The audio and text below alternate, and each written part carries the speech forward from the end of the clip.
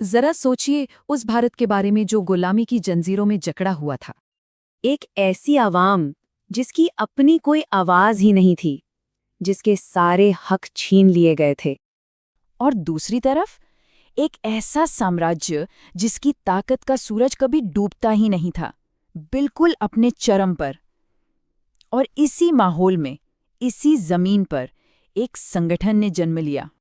तो आज हम कहानी सुनेंगे उसी संगठन की जिसने उस विशाल साम्राज्य को चुनौती दे डाली। नाम था भारतीय राष्ट्रीय कांग्रेस। आइए समझते हैं कि इसकी शुरुआत कैसे हुई, कौन थे वो लोग जिन्होंने इसकी नींव रखी और आखिर इसका मकसद क्या था। तो कहानी शुरू होती है 1857 के गदर के बाद के दौर से। चलिए देखते हैं कि उस वक्त भारत के हालात कैसे थे, वो कौन सी परिस्थितियां थीं जिनमें इस संगठन के बीज बोए गए। देखिए, 1857 की क्रांति के बाद अंग्रेजों का शासन और भी ज्यादा सख्त हो गया। मतलब भारतीयों के अधिकार तो लगभग खत्म ही कर दिए गए। नौकरियों में खुल्लम खुल्ला भेदभाव होता था। ऊपर से इतने भारी टैक्स कि आम जनता की तो जैसे कमर ही टूट गई थी। पूरे देश में एक गहरा गुस्सा था, एक असंतोष था।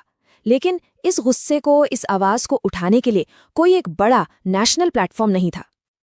और मजे की बात यह है कि इस राष्ट्रीय मंच को बनाने की जो पहली पहल हुई, वो एक ऐसी जगह से आई जिसके बारे में शायद ही कोई सोच सकता था। ये थे A.O. ह्यूम, एक रिटायर्ड अंग्रेज अफसर। उन्हें इस बात का डर सता रहा था कि भारतीयों के अंदर जो गुस्सा उबल रहा है वो कहीं 1857 जैसे एक और बड़े विद्रोह की शक्ल ना ले ले। तो उन्होंने एक सेफ्टी वॉल्व का आइडिया दिया। मतलब एक ऐसा प्लेटफॉर्म बनाया जाए जहां पढ़े लिखे भारतीय शांति से अपनी बात रख सकें, अपनी शिकायतें बता सकें, ताकि वो गुस्सा बाहर निकल जाए।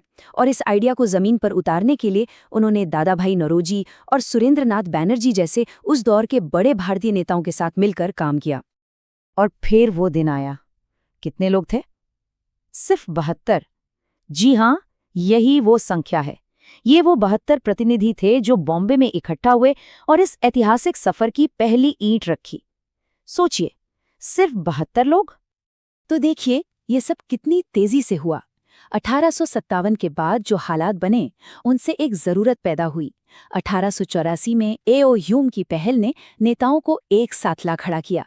और ठीक एक साल बाद 28 दिसंबर 1885 को भारतीय राष्ट्रीय कांग्रेस की स्थापना हो गई। और इस पहले ऐतिहासिक सेशन के अध्यक्ष चुने गए व्योमेश चंद्र बैनर्जी। लेकिन एक मिनट, क्या कांग्रेस ने बनते ही आजादी की मांग शुरू कर दी थी? नहीं, बिल्कुल नहीं। उसके लक्ष्य और काम करने के तरीके वक्त के साथ बहुत बदले। शुरुआत में कांग्रेस में नरम दल के नेताओं का दबदबा था, जैसे दादा भाई नौरोजी, गोपाल कृष्ण गोखले। इनका तरीका था चिट्ठियां लिखना, याचिकाएं देना, बातचीत करना। इनका मकसद था ब्रिटिश शासन में ही कुछ सुधार करवाना। लेकिन 1905 के बाद तस्वीर बदलने लगी। अब आए गरम दल के नेता, जैसे बाल गंगाधर तिलक, लाला लाजपत राय। उन्होंने साफ कहा, भाई अब सुधार नहीं, हमें स्वराज चाहिए, मतलब अपना राज। अब याचिकाओं से काम नहीं चलेगा, अब जन आंदोलन होगा, बहिष्कार होगा।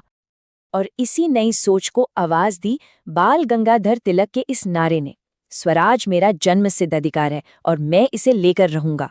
ये सिर्फ एक नारा नहीं था, ये पूरे देश की हिम्मत की आवाज बन गया, कांग्रेस की बदलती हुई पहचान बन गया।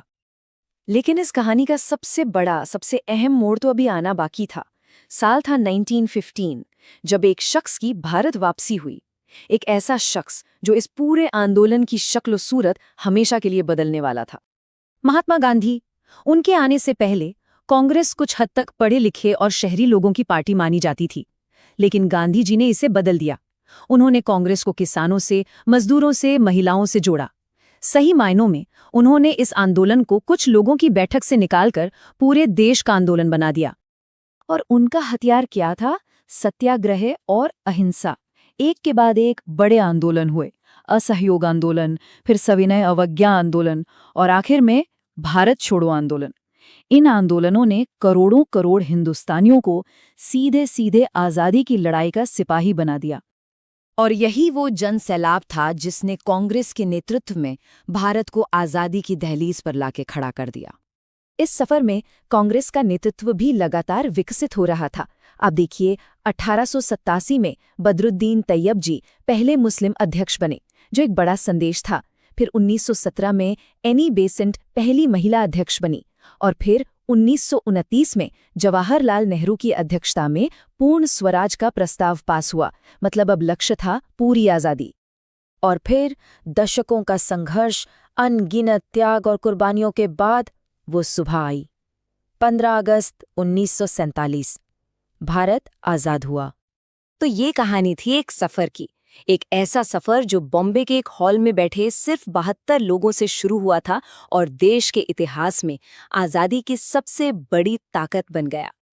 तो जाते जाते एक सवाल छोड़ जाते हैं, आखिर कैसे सिर्फ 72 लोगों का एक छोटा सा समूह इतिहास की धारा को मोड़ सकता है? ये कहानी हमें इसी बारे में सोचने पे मजबूर करती है।